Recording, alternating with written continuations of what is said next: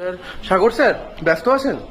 আরে স্যার ওই কোয়ারিজ পাচ্ছি অনেকগুলো কমেন্টসে যে এলডি এর এক্সাম কবে হবে স্টুডেন্ট জিজ্ঞেস করছে, একটুখানি যদি বলে দেন। দেখো, হাইকোর্টের এলডি এর যে নোটিফিকেশন বার হয়েছে তার এক্সাম কবে হবে এটা অনেকের মনের প্রশ্ন।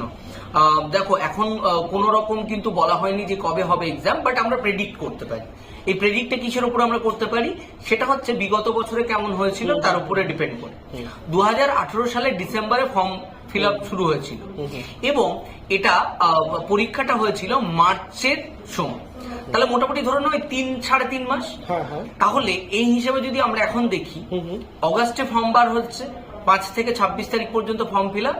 তাহলে আমরা ধরে নিতে পারি নভেম্বরে, মোটামুটি নভেম্বরের ওই শেষের দিকে হতে পারে অথবা ডিসেম্বরের প্রথম দিকে, তার বেশি একদম কিন্তু হবে। ঠিক আছে, তাহলে আমি জানিয়ে দিচ্ছি স্টুডেন্টদেরকে আপনার। স্যার সাগর স্যার ব্যস্ত আছেন? আরে স্যার ওই কোয়ারিজ পাচ্ছি অনেকগুলো কমেন্টসে যে এলডি